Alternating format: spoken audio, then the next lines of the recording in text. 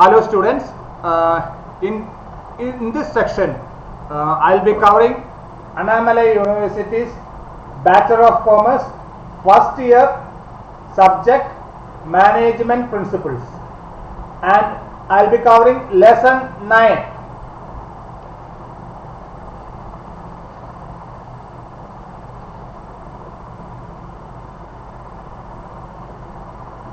Types of organization.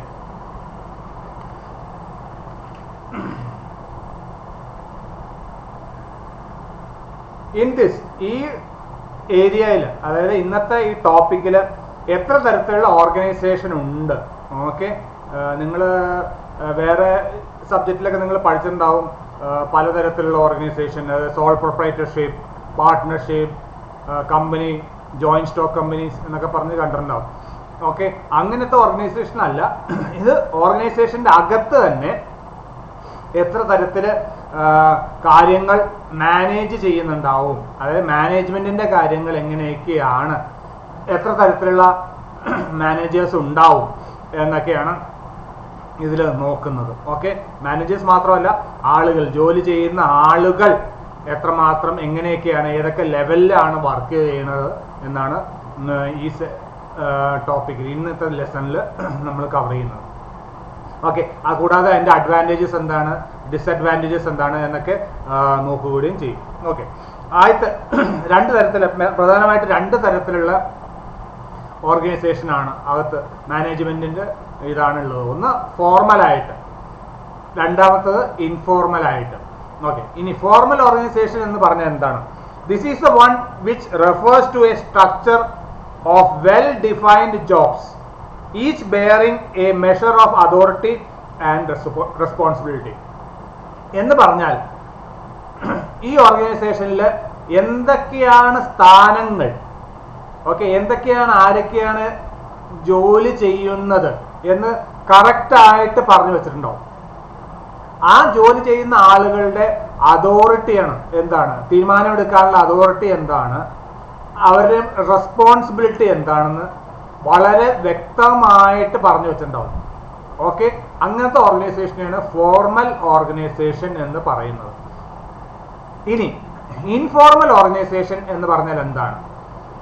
It refers to a network of personal and social relationships which spontaneously originates within the formal setup.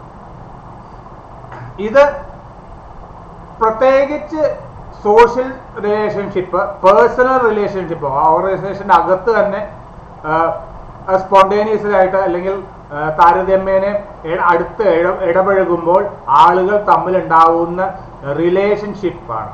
Okay, ഈ friendly relationship അല്ലെങ്കിൽ social റിലേഷൻഷിപ്പിലൂടെ ഉണ്ടാവുന്ന ഇതിനെയാണ് informal organisation എന്നുകൊണ്ട് ഉദ്ദേശിക്കുന്നത്. Informal organisation develop relationship എന്ന് പറഞ്ഞു കഴിഞ്ഞാൽ ഫ്രണ്ട്ലി റിലേഷൻഷിപ്സ് അല്ലെങ്കിൽ social relationship which are build on likes. അതായത് ചിലവർക്ക് ചില കാര്യങ്ങൾ ഇഷ്ടമായിരിക്കും, അപ്പോൾ അവർ തമ്മിൽ ഷെയർ ചെയ്യും. അവർ ഷെയർ ചെയ്യുമ്പോൾ നല്ലൊരു റിലേഷൻഷിപ്പ് ഉണ്ടാവും.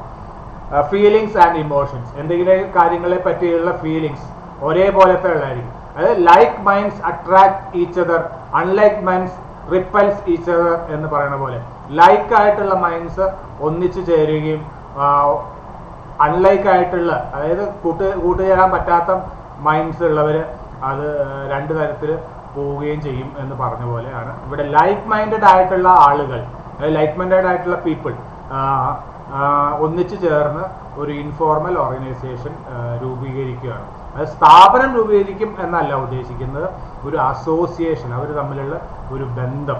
കാരണം ഇഷ്ടമുള്ള കാര്യങ്ങൾ അങ്ങോട്ടും ഇങ്ങോട്ടുമൊക്കെ ചർച്ച ചെയ്യുകയും ചിലപ്പോൾ അടുപ്പുള്ള ആളുകൾ അങ്ങനെയുള്ളവർ ഒരു വീക്കെൻഡിലാകുമ്പോൾ സിനിമയ്ക്ക് പോവുകയും വേറെ ആക്ടിവിറ്റീസൊക്കെ കാണാൻ പോവുകയും എന്തെങ്കിലും കാര്യങ്ങളൊക്കെ അവർ ചെയ്യുകയൊക്കെ ചെയ്യുകയാണ്. കാരണം വെച്ചാൽ എന്തെങ്കിലുമായിട്ട് ബന്ധപ്പെട്ട് ഈ സോഷ്യൽ വെൽഫെയർ ആക്ടിവിറ്റീസ് അല്ലെങ്കിൽ സൊസൈറ്റി ഡെവലപ്മെൻറ്റ് ആക്ടിവിറ്റീസ് എന്നൊക്കെ ചെയ്യുകയും ഒക്കെ ചെയ്യുന്നതിനാണ് ഇൻഫോർമൽ ഓർഗനൈസേഷൻ കൊണ്ട് ഉദ്ദേശിക്കുന്നത്. ഇനി എന്താണ് relationship? Formal and informal organisation തമ്മിൽ എന്തെങ്കിലും റിലേഷൻഷിപ്പ് ഉണ്ടോ?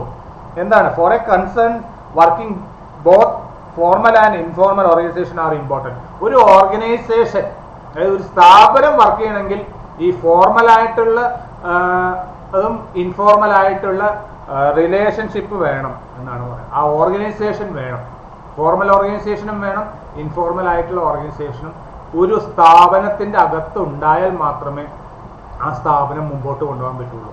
അതായത് ലൈക്ക് മൈൻഡഡ് ആയിട്ടുള്ള പീപ്പിൾ വേണം, അതോറിറ്റി ഉള്ളവർ ഉണ്ടാവണം, റെസ്പോൺസിബിലിറ്റി ഏറ്റെടുക്കാൻ ആളുകൾ ഉണ്ടാവണം, ലൈക്ക് മൈൻഡഡ് ആയിട്ടുള്ള ആളുകൾ ഉണ്ടാവണം. അൺലൈക്ക് മൈൻഡഡ് ആയിട്ടുള്ള ആളുകൾ ഉണ്ടായാൽ പറ്റില്ല. ലൈക്ക് മൈൻഡഡ് ആയിട്ടുള്ള ആളുകൾ ഉണ്ടായാൽ, അതായത് ഇൻഫോർമൽ ഓർഗനൈസേഷനിൽപ്പെട്ട ആളുകൾ ഉണ്ടായൊക്കെ മാത്രമേ, ഫോർമലായിട്ടുള്ള ഓർഗനൈസേഷനുള്ള ആളുകൾ ഉണ്ടായാൽ മാത്രമേ ഒരു ഓർഗനൈസേഷൻ മുമ്പോട്ട് കൊണ്ടുപോകാൻ പറ്റുള്ളൂ.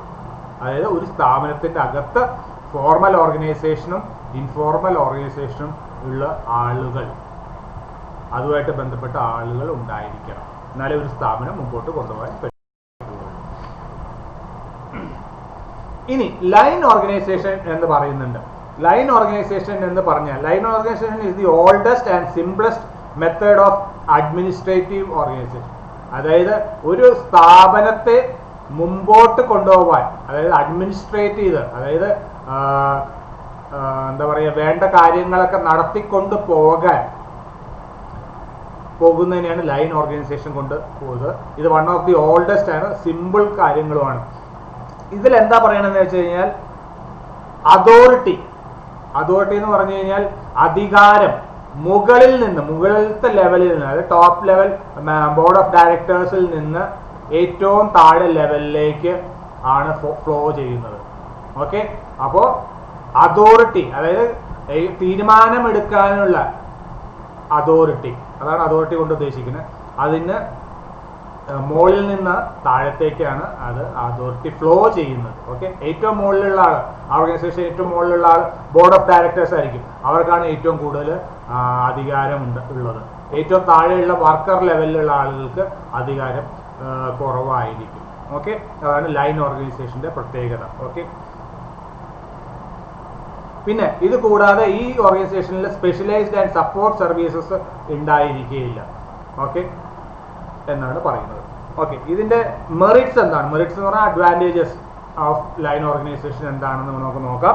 സിംപ്ലസ്റ്റ് ആണ്, സിംപ്ലസ്റ്റ് ഫോം ആണ്, കാരണം അതോറിറ്റി മുകളിൽ നിന്ന് താഴത്തേക്കാണ് എഴുതുന്നത്. യൂണിറ്റി ഓഫ് കമാൻഡ് എന്ന് പറഞ്ഞാൽ ഒരാൾ ഏറ്റവും മുകളിൽ നിന്ന് അയാൾ എന്ത് തീരുമാനിക്കുന്നു, അല്ലെങ്കിൽ ആ ഒരു ഗ്രൂപ്പ് ഓഫ് ആളുകൾ എന്ത് തീരുമാനിക്കുന്നു, അത് താഴത്തേക്ക് ഫ്ലോ ചെയ്യുന്നു. അത് അടുത്ത ആളിലേക്ക് പോകുന്നു. അത് കഴിഞ്ഞ് ആ താഴത്തെ ആൾ അത് നേരെ അടുത്ത ആളിലേക്ക് പോസ് ചെയ്യുന്നു. അങ്ങനെ താഴത്തേക്ക് ആ കമാൻഡ്, അതായത് തീരുമാനങ്ങൾ ഫ്ലോ ചെയ്യുന്നു ടോപ്പിൽ നിന്ന് ബോട്ടത്തിലേക്ക്. ബെറ്റർ ഡിസിപ്ലിൻ, ഈ ഓർഗനൈസേഷനിൽ, ലൈൻ ഓർഗനൈസേഷനിൽ ബെറ്റർ ഡിസിപ്ലിൻ ഉണ്ടായിരിക്കും. കാരണം ഒരാൾ അല്ലെങ്കിൽ ഒരു കൂട്ടം ആളുകൾ ഒന്നിച്ച് ഒരു തീരുമാനം എടുത്തിട്ട് അത് താഴത്തേക്ക് പാസ് ചെയ്യുകയാണ് ചെയ്യുന്നത്. അപ്പോൾ ആ തീരുമാനങ്ങൾ പ്രകാരം കാര്യങ്ങൾ ആ ഓർഗനൈസേഷനിൽ നടക്കും. ഫിക്സഡ് റെസ്പോൺസിബിലിറ്റി, ഓരോ ലെവലിലുള്ള ആളുകൾക്കും റെസ്പോൺസിബിലിറ്റി ഫിക്സ് ചെയ്ത് കൊടുത്തിട്ടുണ്ടാവും. ഇന്ന കാര്യങ്ങളാണ് ചെയ്യേണ്ടത്, അതിന് ഇന്ന സാധനങ്ങളൊക്കെ നിങ്ങൾ ഉപയോഗിച്ചോളണം എന്നൊരു റെസ്പോൺസിബിലിറ്റി ഓൾറെഡി പറഞ്ഞു. ഫ്ലെക്സിബിലിറ്റി എന്ന് പറഞ്ഞു കഴിഞ്ഞാൽ കാര്യങ്ങൾ ചെയ്യാനുള്ള ചേഞ്ചസ് ഒക്കെ വരുത്താൻ വേണ്ടി, അത്യാവശ്യം സ്ഥിതികൾക്ക് അനുസരിച്ച് എന്തെങ്കിലും ചേഞ്ചസ് ഒക്കെ വരുത്തണം എന്നുണ്ടെങ്കിൽ അതിന് വേണ്ട ഫ്ലെക്സിബിലിറ്റിയും ഈ ലൈൻ ഓർഗനൈസേഷനിൽ ഉണ്ടാവും. അതിൻ്റെ ഒരു അഡ്വാൻറ്റേജ് ആണ്. പ്രോംപ്റ്റ് ഡിസിഷൻ എടുക്കുന്നത്, നിങ്ങളെ പറ്റി കാര്യമായിട്ട് ഡിസിഷൻ എടുക്കണമെന്നുണ്ടെങ്കിൽ അത് വളരെ കൃത്യതയോടെ എടുക്കാൻ പറ്റും. കാരണം അതിന് വേണ്ട അതോറിറ്റിയും റെസ്പോൺസിബിലിറ്റിയും ആളുകൾക്ക് ഏൽപ്പിച്ചു കൊടുത്തിട്ടുണ്ടാവും. കൂടാതെ ഫ്ലെക്സിബിലിറ്റിയും ഉണ്ടാവും. ഓക്കെ, ഇനി ഡിമെറിറ്റ്സ് എന്താണ്? ഇത്രയൊക്കെയാണ് മെറിറ്റ്സ് ഉണ്ടെങ്കിൽ തന്നെയും ലൈൻ ഓർഗനൈസേഷനിൽ 6 മെറിറ്റ്സ് ഉണ്ടെങ്കിൽ കൂടിയും ഡിമെറിറ്റ്സ് ഉണ്ട്, അതായത് ഡിസഡ്വാൻറ്റേജസും ഉണ്ട് ലൈൻ ഓർഗനൈസേഷനിൽ. ഓവർ റിലയൻസ്, അത് ആ തീരുമാനം എടുക്കുന്ന ആളുകൾ, അത് മാനേജേഴ്സ് ഏത് ലെവലിലാണെങ്കിലും അയാളുടെ ഡിസിഷൻ അനുസരിച്ച് ആയിരിക്കും കാര്യങ്ങൾ മുമ്പോട്ട് പോകുന്നത്. കാരണം ഒരാളെ ഉണ്ടാവുള്ളൂ ആ റെസ്പോൺസിബിലിറ്റി ഏറ്റെടുക്കാൻ. അപ്പോൾ ആ എല്ലാ കാര്യങ്ങളിലും തീരുമാനിക്കേണ്ടത് അയാളായിരിക്കും, ആ പർട്ടിക്കുലർ വ്യക്തിയായിരിക്കും ആ ലെവലിൽ. അപ്പോൾ അയാൾ എന്ത് തീരുമാനം എടുക്കുന്നു, അപ്പോൾ ആ തീരുമാനമായിട്ട് ബന്ധപ്പെട്ടായിരിക്കും കാര്യങ്ങൾ മുമ്പോട്ട് പോവുക. ആ തീരുമാനങ്ങൾ തെറ്റിക്കഴിഞ്ഞാൽ ചെയ്യുന്ന കാര്യങ്ങളെല്ലാം വേസ്റ്റായി പോകാൻ സാധ്യതയുണ്ട്. ലാക്ക് ഓഫ് ഈ ആളുകൾക്ക് തീരുമാനം എടുക്കുന്ന ആളുകൾക്ക് സ്പെഷ്യലൈസേഷൻ ഉണ്ടാവണമെന്ന് നിർബന്ധമില്ല. കാരണം നേരത്തെ നമ്മൾ പറഞ്ഞു ഹ്യൂമൻ റിസോഴ്സിൽ എക്സ്പെർട്ട് ആയിട്ടുള്ള ആളുകൾ, ഫിനാൻസിൽ എക്സ്പെർട്ട് ആയിട്ടുള്ള ആളുകൾ, ബാക്കിയുള്ള മെറ്റീരിയൽസ് മാനേജ്മെന്റിൽ എക്സ്പെർട്ട് ആയിട്ടുള്ള ആളുകൾ, IT-യിലുള്ള എക്സ്പെർട്ട് ആയിട്ടുള്ള ആളുകൾ, ഇതൊന്നും ഉണ്ടാവണമെന്ന് നിർബന്ധമില്ല. ഓക്കെ, അതുകൊണ്ട് ആ സ്പെഷ്യലൈസേഷൻ ഇല്ലാത്തതുകൊണ്ട് ആ സ്പെഷ്യലൈസേഷൻ ഇല്ലാത്ത ഏരിയയിൽ തീരുമാനമെടുക്കേണ്ടി വരുമ്പോൾ കാര്യങ്ങൾ കുഴപ്പത്തിലാക്കുവാനുള്ള ആളുകൾ സാമർഥ്യവും കഴിവും ഒക്കെ ഇല്ലാത്ത ആളുകൾ തീരുമാനമെടുക്കുമ്പോൾ. പിന്നെ എഡ്യൂക്കേറ്റ് കമ്മ്യൂണിക്കേഷൻ വളരെ ബുദ്ധിമുട്ടാണ് ഈ ലൈൻ ഓർഗനൈസേഷനിൽ. The policies and strategies which are framed by the top authority are carried out in the same way. എന്താണോ മുകളിലത്തെ ആളുകൾ തീരുമാനിക്കുന്നത് അതനുസരിച്ച് കാര്യങ്ങൾ മുമ്പോട്ട് പോകും. അത് എത്രമാത്രം നല്ലതാണ് ചീത്തയാണെന്നൊന്നും നമുക്ക് ചിന്തിക്കാനുള്ള ഒരു സാവകാശമോ അതിനെപ്പറ്റി കൂടുതൽ ഡിസിഷൻസോ ചർച്ചയോ ഒന്നും സാധിച്ചൊന്നും വരില്ല. മുകളിലത്തെ ആള് എന്ത് തീരുമാനിക്കുന്നു അതനുസരിച്ച് മുമ്പോട്ട് പോകേണ്ടി വരും. അപ്പോൾ അതിൽ തെറ്റുണ്ടാവാം, അത് ചിലപ്പോൾ തിരുത്താൻ സാധ്യതയുണ്ടാവില്ല. ഓക്കെ, ലാക്ക് ഓഫ് കോർഡിനേഷൻ, കാര്യങ്ങൾ ചെയ്യാൻ കോർഡിനേറ്റ് ചെയ്യാനായിട്ട് ടീമുകളൊന്നും ഉണ്ടാവില്ല. കാരണം അതോറിറ്റി ഓരോരുത്തർ പാസ് ചെയ്ത് പോവുകയാണ് ചെയ്യുന്നത്. Whatever decisions are taken by the line officials, ഏരിയയിലുള്ള മാനേജേഴ്സ്, അവർ അത് in certain situation wrong decisions are carry down and implemented. ചില തെറ്റായ തീരുമാനങ്ങൾ എടുത്തിട്ടുണ്ടെങ്കിൽ അത് നടപ്പിൽ വരുത്താൻ സാധ്യതയുണ്ട്. ആ തെറ്റായ തീരുമാനങ്ങൾ പിന്നെ എപ്പോഴെങ്കിലും ആയിരിക്കും ആൾ അറിയുന്നത് തെറ്റായ തീരുമാനങ്ങൾ ആയിരുന്നു എന്ന്. അപ്പോഴേക്കും കാലങ്ങൾ അല്ലെങ്കിൽ സമയം കടന്നു പോയിട്ടുണ്ടാവും. Authority leadership, the line officials are tendency to misuse their authority positions. ഈ അതോറിറ്റിയിൽ ഇരിക്കുന്ന ആളുകൾ, അവർക്ക് അതോറിറ്റി കൊടുത്തിട്ടുണ്ടാവും എന്ന് പറഞ്ഞിരുന്നു മാനേജേഴ്സിന്, അവർ അത് മിസ്യൂസ് ചെയ്യാൻ, അത് ആളുകളുടെ മുകളിൽ കുതിര കയറാനും അത് തെറ്റായ തീരുമാനങ്ങൾ നടപ്പിൽ വരുത്താനും ഒക്കെ അവരുടെ അതോറിറ്റി ഉപയോഗിക്കാനുള്ള സാധ്യത ലൈൻ ഓർഗനൈസേഷനിൽ കൂടുതലാണ്. അപ്പോൾ ഇത്രയും 5 ഡിസഡ്വാൻറ്റേജസ് ആണ് ഉള്ളത്, ഡിമെറിറ്റ്സ് ആണ് ഉള്ളത്. ഓക്കെ, 6 മെറിറ്റ്സ് ഉണ്ടെങ്കിൽ തന്നെയും 5 ഡിസഡ്വാൻറ്റേജസ് അല്ലെങ്കിൽ ഡിമെറിറ്റ്സും ലൈൻ ഓർഗനൈസേഷനിൽ ഉണ്ട്. ഇനി അടുത്ത ഇത് ലൈൻ ആൻഡ് സ്റ്റാഫ് ഓർഗനൈസേഷൻ എന്താണെന്ന് നോക്കാം. Line and staff organisation is A modification of line organisation. അതായത് ലൈൻ ആൻഡ് സ്റ്റാഫ് ഓർഗനൈസേഷൻ എന്ന് പറയുന്നത് ലൈൻ ഓർഗനൈസേഷൻ്റെ ഒരു മോഡിഫൈഡ് രൂപമാണ്. ഒന്ന് കുറച്ച് കാര്യങ്ങളൊക്കെ, മോശമായിട്ടുള്ള കാര്യങ്ങളൊക്കെ ഒന്ന് മാറ്റി വെച്ചിട്ട് കുറച്ചും കൂടി നല്ല രീതിയിൽ തയ്യാറാക്കി എടുത്തിട്ടുള്ളതാണ് line and staff organization. Okay, line ഓർഗനൈസേഷനിൽ നിന്ന് കുറച്ച് ഇംപ്രൂവ്മെന്റ്സ് വരുത്തിയിട്ടുള്ളതാണ് എന്ന് നമുക്ക് പറയാം. And it is more complex than line organization. കുറച്ചും കൂടി കോംപ്ലക്സ് ആണ് കാര്യങ്ങൾ. കോംപ്ലക്സ് എന്ന് പറഞ്ഞു കഴിഞ്ഞാൽ എന്താ, കുറച്ചും കൂടി അതിൻ്റെ നടപ്പിൽ വരുത്താനുള്ള കാര്യങ്ങളൊക്കെ എങ്ങനെയൊക്കെയാണ്, ആരൊക്കെയാണ്, എന്തൊക്കെയാണ് ചെയ്യുന്നത് എന്ന് ഒരു കുറച്ചും കൂടി കട്ടിയുള്ള രൂപത്തിലുള്ളതാണ്. കട്ടിയുള്ളതെന്ന് പറഞ്ഞു കഴിഞ്ഞാൽ നമുക്ക് കോംപ്ലക്സ് ആയിട്ടുള്ള കാര്യങ്ങളാണ് അതിൽ ഉള്ളത്, കൈകാര്യം ചെയ്യുന്നത്. Okay, according to this administrative organization, specialized and supportive activities are attached to the line of command. Supportive and specialised, അതായത് സ്പെഷ്യലൈസ്ഡ് ഉള്ള ആളുകൾ ഉണ്ടാവും, സപ്പോർട്ട് ചെയ്യാൻ ആളുകൾ ഉണ്ടാവും. അതായത് ഓരോരോ മാനേജേഴ്സിനെ സപ്പോർട്ട് ചെയ്യാൻ, ലൈൻ ഓർഗനൈസേഷനെ സപ്പോർട്ട് ചെയ്യാൻ ആളുകളില്ല, ഒരാൾ തന്നെയാണ് ഡിസിഷൻസ് എടുക്കുന്നത്. ബട്ട് ഈ ലൈൻ ആൻഡ് സ്റ്റാഫ് ഓർഗനൈസേഷനിൽ സ്പെഷ്യലൈസ്ഡ് ആയിട്ട് എക്സ്പെർട്ട് ആയിട്ടുള്ള ആളുകൾ ഉണ്ടാവും അതാത് ഫീൽഡിൽ. കൂടാതെ ഈ മാനേജേഴ്സിന് ലൈൻ ഓർഗനൈസേഷനിലുള്ള മാനേജേഴ്സിനെ സപ്പോർട്ട് ചെയ്യാൻ സ്റ്റാഫായിട്ട് ആളുകളുണ്ടാവും, സെക്രട്ടറികൾ ഉണ്ടാവും, HR ഡിപ്പാർട്ട്മെന്റ് ഉണ്ടാവും, അങ്ങനെ അതിലത്തെ ആളുകളൊക്കെ ഫിനാൻസ് ആളുകൾ ഉണ്ടാവും, ഒക്കെ ഉണ്ടാവാൻ സാധ്യതയുണ്ട്. ഓക്കെ, അപ്പോൾ ഡിസിഷൻ മേക്കിംഗ് കുറച്ചും കൂടി കറക്റ്റ് ആവാനുള്ള സാധ്യത കൂടുതലാണ്. ഇനി features of line and staff organisation, staff assistance ഉണ്ടാവും, സ്റ്റാഫ് സൂപ്പർവൈസർ ഉണ്ടാവും, അങ്ങനെ വ്യത്യസ്തമായിട്ട് എക്സ്പെർട്ടൈസ് ഉള്ള സപ്പോർട്ട് ചെയ്യാൻ പറ്റുന്ന ആളുകൾ ലൈൻ ആൻഡ് സ്റ്റാഫ് ഓർഗനൈസേഷനിൽ ഉണ്ടാവും. അപ്പോൾ മാനേജേഴ്സിന് എവിടെയെങ്കിലും ഒരു ഫോൾട്ട് വന്നു കഴിഞ്ഞാൽ അതിൽ ഏറ്റെടുക്കാനും എന്തെങ്കിലും വേണ്ട രീതിയിൽ സജഷൻസ് ഒക്കെ പറഞ്ഞ് തിരുത്താനും ഒക്കെ വേണ്ട രീതിയിൽ സമയങ്ങളിൽ തിരുത്താനുള്ള ആളുകൾ എപ്പോഴും സപ്പോർട്ടീവായിട്ടും സ്പെഷ്യലൈസ്ഡ് ആയിട്ടും അവൈലബിൾ ആയിരിക്കും ലൈൻ ആൻഡ് സ്റ്റാഫ് ഓർഗനൈസേഷനിൽ. Merits of line and staff organisation, relief to line of executives. ഒരു റിലീഫ് കിട്ടും. കാരണം വെച്ചാൽ അവരെ സപ്പോർട്ട് ചെയ്യാൻ സ്പെഷ്യലൈസ്ഡ് ആയിട്ട് ഉള്ള ആളുകൾ. എക്സ്പേർട്ട് അഡ്വൈസ്, സ്പെഷ്യലൈസ്ഡ് ആയിട്ടുള്ള ആളുകൾ ഉണ്ടെന്ന് നമ്മൾ പറഞ്ഞിരുന്നു. അവരുടെ കയ്യിൽ നിന്ന് എക്സ്പേർട്ടായിട്ട്, അതായത് ഫീൽഡിൽ നിന്ന് എക്സ്പേർട്ട് ആയിട്ടുള്ള അഡ്വൈസുകൾ ഈ ലൈൻ മാനേജേഴ്സിന് കിട്ടാൻ സാധ്യതയുണ്ട്. ഓക്കെ, അതുകൊണ്ട് എക്സ്പേർട്ട് ആയിട്ടുള്ള തീരുമാനങ്ങൾ എടുക്കാൻ സാധിക്കും. ബെനിഫിറ്റ് ഓഫ് സ്പെഷ്യലൈസേഷൻ, കാരണം സ്പെഷ്യലൈസ്ഡ് ആയിട്ട് ആളുകൾ ഉണ്ടെന്ന് പറഞ്ഞു. HR സ്പെഷ്യലൈസ്ഡ് ആയിട്ടുള്ള ആളുകൾ ഉണ്ടാവും, ഫിനാൻസിൽ സ്പെഷ്യലൈസ്ഡ് ആയിട്ട് ആളുകൾ ഉണ്ടാവും, പ്രൊഡക്ഷനിൽ സ്പെഷ്യലൈസ്ഡ് ആയിട്ട് ആളുകൾ ഉണ്ടാവും, IT സ്പെഷ്യലൈസ്ഡ് ആയിട്ട് ആളുകൾ ഉണ്ടാവും. അപ്പോൾ ഇവരുടെയൊക്കെ സഹായത്താൽ ലൈൻ മാനേജേഴ്സ്, അതായത് ടോപ്പ് അതോറിറ്റി ഡിസിഷൻ എടുക്കുന്ന ആളുകൾക്ക് അതാത് പ്രോപ്പറായിട്ടുള്ള ഡിസിഷൻസ് എടുക്കാൻ സമയങ്ങളിൽ സാധിക്കുകയും അത് നടപ്പിൽ വരുത്താനും സാധിക്കുകയും ചെയ്യും. ഓക്കെ, വലിയ തെറ്റുകൾ വരുത്താൻ സാധ്യതയില്ല. കാരണം സ്പെഷ്യലൈസ്ഡ് ആയിട്ടുള്ള അഡ്വൈസുകൾ സ്പെഷ്യലൈസ്ഡ് ആയിട്ടുള്ള ആളുകളിൽ നിന്ന് ആവശ്യമുള്ളപ്പോൾ കിട്ടുന്നതായിരിക്കും. ബെറ്റർ കോർഡിനേഷൻ, കാരണം ഈ കാര്യങ്ങൾ ഏതാണ്ട് നല്ല രീതിയിൽ തീരുമാനങ്ങൾ എടുക്കാൻ പറ്റുന്നതുകൊണ്ട് ആളുകൾക്ക് അടുത്തേക്ക് അത് പാസ് ചെയ്യാനും ആളുകളെ വേണ്ട രീതിയിൽ അത് കോർഡിനേഷൻ വരുത്താനും ഒക്കെ ഈ മാനേജേഴ്സിനും ബാക്കിയുള്ള സ്റ്റാഫുകൾക്കും ഒക്കെ സാധിക്കുന്നതായിരിക്കും.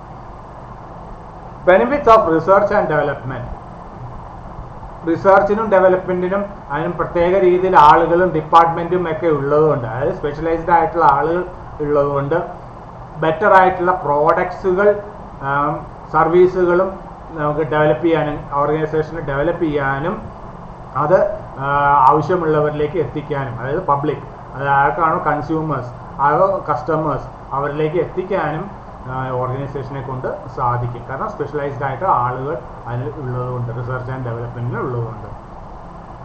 ട്രെയിനിങ്, വേണ്ട രീതിയിലുള്ള ട്രെയിനിങ് സ്റ്റാഫിന്, അത് എംപ്ലോയീസിന്, വർക്കേഴ്സിനൊക്കെ ട്രെയിനിങ് കൊടുക്കാൻ ആളും. ട്രെയിനിങ് കൊടുക്കുന്നത് സ്പെഷ്യലൈസ്ഡ് ആയിട്ട്, ട്രെയിനിങ്ങിൽ സ്പെഷ്യലൈസേഷനുള്ള ആളുകളായിരിക്കും. അത് വേണ്ട രീതിയിൽ എങ്ങനെ ട്രെയിനിങ് കൊടുക്കാം എന്ന് അറിയാവുന്നതും കഴിവുള്ളവരും ഒക്കെ ആയിരിക്കും ട്രെയിനിങ് കൊടുക്കുന്നത്. ബാലൻസ്ഡ് ഡിസിഷൻസ്, സപ്പോർട്ട് ചെയ്യാനും സ്പെഷ്യലൈസ്ഡ് ആയിട്ടുള്ള ആളുകളും ഒക്കെ ഒരു ഓർഗനൈസേഷനിൽ ഉള്ളത് കൊണ്ട് ഡിസിഷൻസ് എല്ലാം പ്രോപ്പറായിട്ട് വേണ്ട രീതിയിൽ ആലോചിച്ച് നടപ്പിൽ വരുത്താൻ ഈ ലൈൻ ആൻഡ് സ്റ്റാഫ് ഓർഗനൈസേഷനിലുള്ള മാനേജേഴ്സിന് സാധിക്കുമായിരിക്കും. യൂണിറ്റി ഓഫ് ആക്ഷൻ, നേരത്തെ നമ്മൾ ലൈൻ ഓർഗനൈസേഷനിൽ പറഞ്ഞു യൂണിറ്റി ഓഫ് കമാൻഡ് എന്ന് പറഞ്ഞാൽ, ഇവിടെ യൂണിറ്റി ഓഫ് ആക്ഷൻ ആണ്. എല്ലാ ആക്ഷൻ എടുക്കുന്നത്, കാരണം നല്ല ബാലൻസ്ഡ് ഡിസിഷൻസിനെ ബേസ് ചെയ്താണ് ആക്ഷൻസ് വരുന്നത്. അപ്പോൾ എന്തൊക്കെയാണ് ചെയ്യേണ്ടത് എന്നൊരു ഓൾറെഡി നല്ലൊരു തീരുമാനങ്ങൾ എടുത്തിട്ടുണ്ടാവും. അപ്പോൾ എല്ലാവരുടെ അടുത്ത് നിന്നും ആക്ഷൻ, അതായത് എന്താണ് ചെയ്യുക, ചെയ്യേണ്ടത് വേണ്ട രീതിയിൽ ഒത്തൊരുമയോടെ, യൂണിറ്റി എന്ന് പറഞ്ഞാൽ ഒത്തൊരുമ എന്നാണ് ഉദ്ദേശിക്കുന്നത്, ഒത്തൊരുമയോടെ ഉള്ള ആക്ഷൻസ് ഉണ്ടാവും. ആക്ഷൻ എന്ന് പറഞ്ഞു കഴിഞ്ഞാൽ പ്രവൃത്തി ഉണ്ടാവും. ഓക്കെ, ഇത്രയും കാര്യങ്ങളാണ്, 8 എണ്ണമാണ് merits of line and staff organisation ആയിട്ട് പറയുന്നത്. എന്നിരുന്നാലും 8 മെറിറ്റ്സ് ഉണ്ടെങ്കിൽ കൂടിയും ഇതിന് ഡീമെറിറ്റ്സ് ഉണ്ട്. ലൈൻ ആൻഡ് സ്റ്റാഫ് ഓർഗനൈസേഷന് ഡീമെറിറ്റ്സ് ഉണ്ട്, 6 ഡീമെറിറ്റ്സോളം ഉണ്ട്. ഇത് ലാസ്റ്റ് ടോപ്പിക്ക് ഈ ഡീമെറിറ്റ്സ് ആണ്. ഓക്കെ, ആദ്യത്തെ ഡീമെറിറ്റ് എന്താണെന്ന് വെച്ചാൽ ലാക്ക് ഓഫ് അണ്ടർസ്റ്റാൻഡിങ്. ഈ തീരുമാനമെടുക്കുന്ന കാര്യങ്ങൾ എന്തൊക്കെയാണ്, കാരണം സ്പെഷ്യലൈസ്ഡ് ആയിട്ടുള്ള ആളുകളാണ് തീരുമാനമെടുക്കുന്നത്. ഓക്കെ, ആ സ്പെഷ്യലൈസ്ഡ് ആയിട്ടുള്ള ആളുകളാണ് തീരുമാനം എടുക്കണമെങ്കിൽ കൂടിയും ഇതെന്തൊക്കെയാണ് ആ സ്പെഷ്യലൈസ്ഡ് ആയിട്ടുള്ള തീരുമാനങ്ങൾ എന്ന് നമുക്ക് പെട്ടെന്ന് മനസ്സിലാക്കി എടുക്കാൻ ഒത്തിരി ബുദ്ധിമുട്ടാണ്. കാരണം സ്പെഷ്യലൈസ്ഡ് ആയിട്ടുള്ള കാര്യങ്ങളിൽ തീരുമാനം എടുക്കുമ്പോൾ അത് വേറെ ആളുകൾക്ക് അത് മനസ്സിലാവണമെന്നില്ല. ഓക്കെ, ഒന്ന് വായിക്കാം. In a line and staff organization there are 2 authority flowing at one time. അതോറിറ്റികൾ 2 രീതിയിലുണ്ടാവും. അവർ ഒന്ന് തീരുമാനം എടുക്കുന്നവരുടെ, മറ്റത് സപ്പോർട്ടായിട്ട്, അതായത് സ്പെഷ്യലൈസ്ഡും സപ്പോർട്ട് സർവീസസിൻ്റെയും. This results in the confusion between the 2. ഇത് ഒരു കൺഫ്യൂഷനില്ല, 2 അതോറിറ്റിയാണ് ഇതിൽ പോകുന്നത്. ഒന്ന് സ്പെഷ്യലൈസ്ഡും സപ്പോർട്ടീവ് ആക്ടിവിറ്റീസും, ഒന്ന് ലൈൻ സ്റ്റാഫ്, അതായത് മാനേജേഴ്സിൻ്റെ തീരുമാനങ്ങളും അതോറിറ്റിയും. അപ്പോൾ രണ്ടും കൂടി ഒരു ലെവലിലേക്ക് ചെന്ന് കഴിഞ്ഞാൽ അത് കൺഫ്യൂഷൻ ഉണ്ടാക്കും, ഏതാണ് ശരി എന്നുള്ളത്. അടുത്തത് lack of sound advice. The line official get use to the expertise advice of staff. At times the staff specialists also provide wrong decisions with the line executive which has to consider. ഇനി specialised ആയിട്ട് ഉള്ളതും supportive ആയിട്ടുള്ള ആളുകളും advice കൊടുക്കുന്നതും നമ്മൾ പറഞ്ഞു, line എക്സിക്യൂട്ടീവ്സിന്, അതിൽ line മാനേജേഴ്സിന്. അതും ചില സമയങ്ങളിൽ തെറ്റാം. കാരണം അവരുടെ എക്സ്പെർട്ട് ആയിട്ടുള്ള ആളുകളാണെങ്കിലും സ്പെഷ്യലൈസ്ഡ് ആയിട്ടുള്ള ആളുകളാണെങ്കിലും അവരുടെ ഡിസിഷൻസ് എടുക്കുന്നത് അവരുടെ എക്സ്പെർട്ടിനെ ബേസ് ചെയ്താണ്, അവരുടെ എക്സ്പീരിയൻസിനെ ബേസ് ചെയ്താണ്. അതും ചില സമയങ്ങളിൽ തെറ്റിപ്പോകാൻ സാധ്യതയുണ്ട്. കാരണം അവരുടെ എക്സ്പെർട്ട് ലെവലിനേക്കാളും കൂടുതലായിട്ടുള്ള കാര്യങ്ങളായിരിക്കും. പക്ഷെ ഇവർ സ്പെഷ്യലൈസ്ഡ് ആണെന്ന് വിചാരിച്ചുകൊണ്ട് അവരുടെ കയ്യിൽ നിന്ന് എക്സ്പെർട്ടായിട്ട് ഡിസിഷൻസ് എടുത്താൽ ചിലപ്പോൾ തെറ്റാനുള്ള സാധ്യതകളും ഉണ്ട്. കാരണം മനുഷ്യനാണല്ലോ ഡിസിഷൻസ് എടുക്കുന്നത് after all. Line and staff conflict. ഈ ലൈൻ ആളുകൾക്കാണ് അതോറിറ്റി കൂടുതൽ, സ്റ്റാഫിന് അഡ്വൈസറി അതോറിറ്റിയേ ഉള്ളൂ. അതോറിറ്റി എന്ന് പറയാൻ പറ്റില്ല, അഡ്വൈസറി പൊസിഷനേ ഉള്ളൂ. അപ്പോൾ അതുകൊണ്ട് ലൈനായിട്ടുള്ള മാനേജേഴ്സും സ്റ്റാഫ് മാനേജേഴ്സും തമ്മിൽ അഡ്വൈസ് പ്രോപ്പറായിട്ട് കൊടുത്തില്ലെങ്കിൽ അതിനെ ഇതും പറഞ്ഞിട്ട് തർക്കങ്ങൾ ഉണ്ടാവാൻ സാധ്യതയുണ്ട്. എന്തുകൊണ്ട് ഇങ്ങനെ പറഞ്ഞു, എന്തുകൊണ്ട് അങ്ങനെ പറഞ്ഞു എന്നുള്ള ഒരു തർക്കം ഉണ്ടാവാൻ സാധ്യത ഉണ്ട് ലൈൻ ആൻഡ് സ്റ്റാഫ് തമ്മിൽ. Costly. In line and staff concern the concerns have to maintain high remuneration of staff specialist. അപ്പോൾ സ്പെഷ്യലൈസ്ഡ് ആയിട്ടുള്ള ആളുകളെയും സപ്പോർട്ട് സർവീസസിനും ആളുകളെ പ്രത്യേകമായിട്ട് നിയമിക്കണം, എന്നാലേ അവരുടെ അടുത്ത് നിന്ന് അഡ്വൈസ് കിട്ടുള്ളൂ. അപ്പോൾ ഒരു ഓർഗനൈസേഷനെ സംബന്ധിച്ചോളം അത് എക്സ്പെൻസീവ് ആണ്. കാരണം അവർക്ക് സാലറിയും മറ്റ് ആനുകൂല്യങ്ങളും കൊടുക്കേണ്ടതായിട്ട് വരും. ഓക്കെ, അതുകൊണ്ട് ലൈൻ ആൻഡ് സ്റ്റാഫ് ഓർഗനൈസേഷൻ നല്ലതാണെങ്കിൽ കൂടിയും സ്റ്റാഫിനെ മെയിൻറ്റെയിൻ ചെയ്ത് കൊണ്ടുപോവുക എന്ന് പറഞ്ഞാൽ എക്സ്പെൻസീവ് ആണ് ഒരു ഓർഗനൈസേഷനെ സംബന്ധിച്ചോളം. Assumption of authority. The power of concern is with the line official. Line മാനേജേഴ്സിനാണ് അതോറിറ്റി ഉള്ളത്. But the staff dislikes it as they are one more in mental work. കാരണം സ്റ്റാഫിന് ഇത് ഇഷ്ടമല്ല. ഓക്കെ, കാരണം സ്പെഷ്യലൈസ്ഡ് ആയിട്ടുള്ള ആളാണ്, സപ്പോർട്ടീവ് സർവീസസിനുള്ള ആളുകളാണ് അവരൊക്കെ. ഓക്കെ, അപ്പോൾ സ്പെഷ്യലൈസ്ഡ് ആയിട്ടുള്ള ആളുകളാണ്, കൂടാതെ സപ്പോർട്ടീവ് സർവീസസിനുള്ള ആളുകളാണ്. അപ്പോൾ അവർക്കും അവരുടെ മാനസികമായിട്ട് കുറച്ച് സ്പെഷ്യലൈസ്ഡ് ആണ് എന്നുള്ള ഒരു അധികാരം അവർ പ്രയോഗിക്കാനുള്ള സാധ്യതകൾ ഉണ്ട്. Staff steals the show.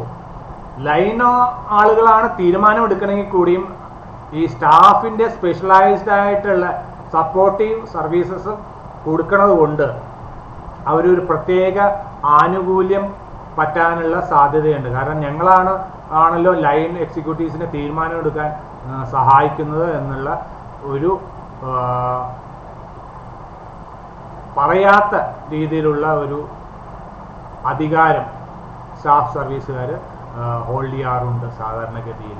കാരണം അവരാണ് ഉപദേശികൾ എന്ന് പറഞ്ഞാൽ നമുക്ക് പറയാൻ പറ്റും. മാനേജേഴ്സിനെ ഉപദേശിക്കുന്നവർ എന്നുള്ള ആ ഒരു അധികാരം വെച്ചിട്ട്, പ്രത്യേക അധികാരം വെച്ചിട്ട്. ഇത്രയും കാര്യങ്ങളാണ് ഈ ലെസൺ 9 നമ്മൾ പറയുന്നത്, ടൈപ്സ് ഓഫ് ഓർഗനൈസേഷനിൽ പറയുന്നത്. ഓക്കെ, ഇതിൽ ക്വസ്റ്റ്യൻസ് ഉണ്ടാവും. What you mean by organisation, what are the different types of organisation എന്ന് ചോദിക്കാം. അപ്പോൾ ഇൻഫോർമൽ, ഫോർമൽ എന്നൊക്കെ എഴുതാം. അത് കൂടാതെ line organisation and line and staff organisation എന്നും നമുക്ക് എഴുതാവുന്നതാണ്. കൂടാതെ what are the merits and demerits of line organisation, explain the merits and demerits of line and staff organisation എന്ന് ചോദിക്കാം. കൂടാതെ distinguish between line organisation and line and staff organisation എന്നും questions ഉണ്ടാവാം. ഞാൻ നേരത്തെ പറഞ്ഞിട്ടുണ്ട്, മാർക്ക് അനുസരിച്ച് വേണം ഉത്തരങ്ങൾ എഴുതാൻ. എത്ര മാർക്കിൻ്റെ ക്വസ്റ്റ്യൻ, കൂടുതൽ മാർക്കുള്ള ക്വസ്റ്റ്യന് കൂടുതലായിട്ട് ആൻസർ ചെയ്യേണ്ടി വരും, കുറഞ്ഞ മാർക്കിന് കുറഞ്ഞ രീതിയിൽ ആൻസർ ചെയ്യേണ്ടി വരും. ഓക്കെ, ഇത്രയാണ് ഈ ചാപ്റ്ററിലുള്ളത്. Thank you, all the best.